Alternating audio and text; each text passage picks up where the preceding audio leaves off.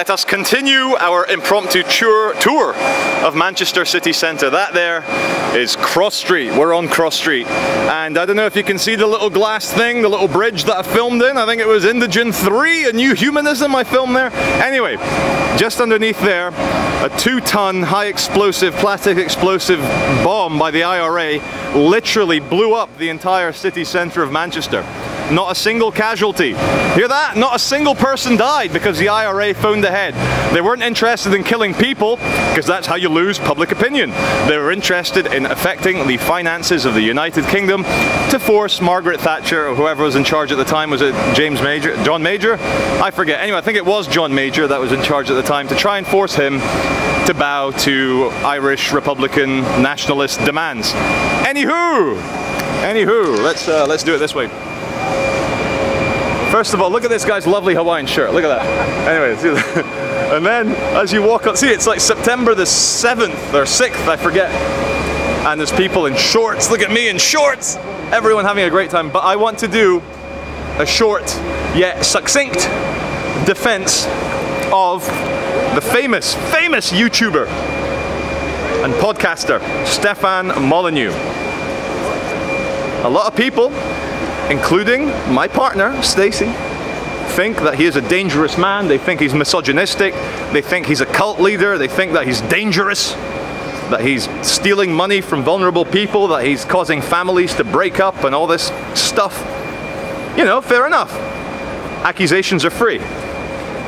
But luckily, we live in a world where you are innocent unless proven guilty. I don't like the phrase innocent until proven guilty, because that almost implies a timeline that you're innocent for now until you're proven guilty.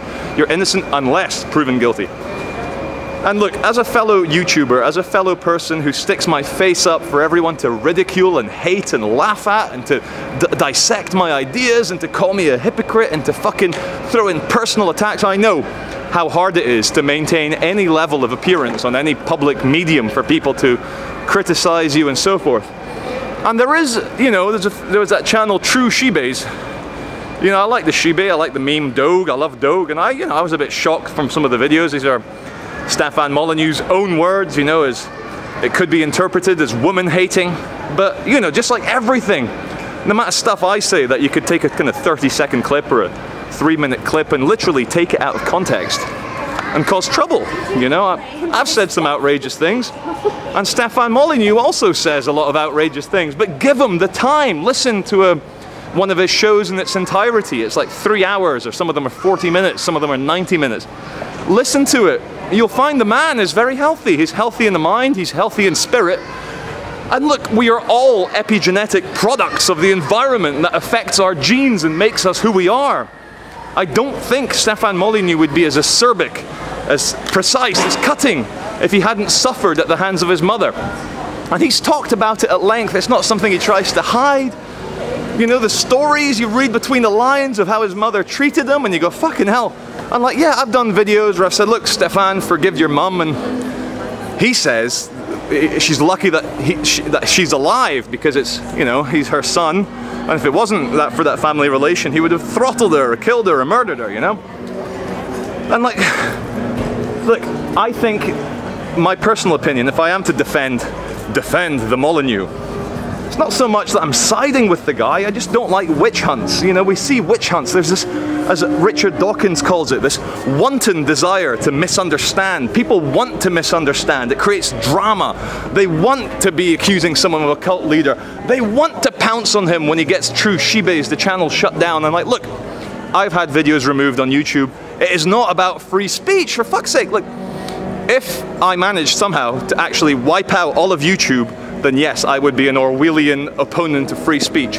But your channel, your production, is so small and so unique that when people use your work exclusively as a way to make fun of you, as a way to try and destroy you, it is very disconcerting. And like, whether he should have had True Shebes shut down or not, that's for you guys to decide, but I personally feel that it would be so much easier for True Shebes to have shown his face, read out the bits of Stefan Molyneux that he disagreed with, and then he could have put the links of the Stefan Molyneux videos in the description box, and then there would not be any of this. But when you literally just rip someone else's work and use it against them, don't be surprised when they use that little report button and get you removed, because us YouTubers, you work so hard, you invest so much psychic energy to the point of insanity to produce what you believe is interesting, which, you know, let the facts speak for themselves. Like, Stefan Molyneux has twice as many subscribers as I do. He gets twice as many views.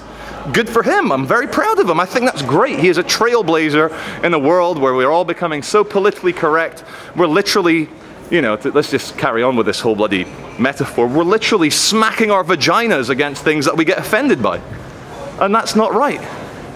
It's not right. And so, Stefan Molyneux, carry on. I know you will. I mean, this is all part of the drama. This will probably double your viewership.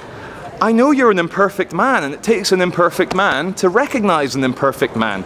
And when I say forgive your mum, it's because I was raised by an amazing mother, a woman who literally sacrificed everything. She had a high-flying bloody law career, bloody lawyer in Rio. Great place to be a lawyer, you know? Of all the places in the world to be white, middle class, and rich, you know? Fucking hell.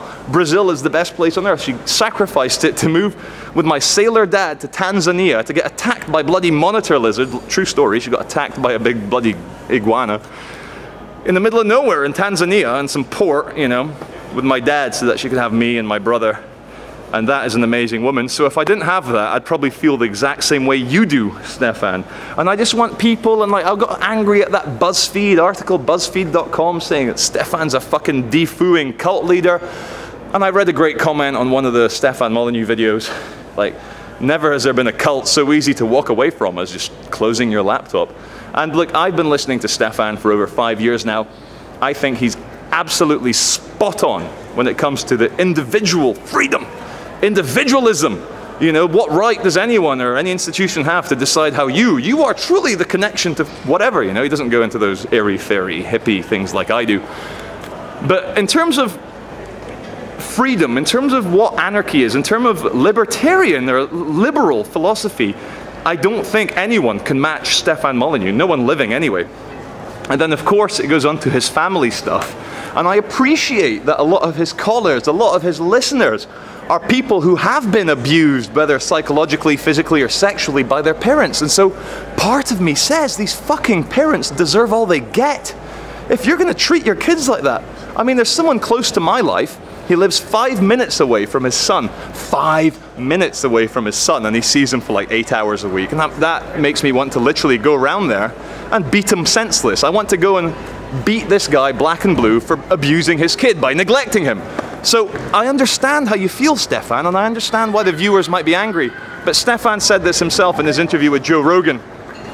Every philosopher that gets successful, and success as a philosopher is power, is in the way it is power, will be attacked, accused of corrupting the young. And let me just end by saying, you know, I started listening to Stefan, was in my mid-20s, you know, and not once did I feel I was being indoctrinated or initiated into a cult. Not once did I feel any pressure to do anything. I just wanted to go on his show and chat to him. So our last chat I had was a Fetish for the Apocalypse. If I remember, I'll put the link in the description box, but if you just type into Google or YouTube a Fetish for the Apocalypse, you will see my last chat with Stefan Molyneux. Not my last one, my most recent one. I hope to speak to him again. So anyway, Stefan, love your vids, carry on. Ignore the haters. I know you do anyway. You're a mature man who's been through therapy and all this stuff. So you're interesting, and that is a lot more than can be said for 99% of YouTubers out there. So carry on being interesting. Let the debate continue. We live in a free world, and you know, whatever. Cool.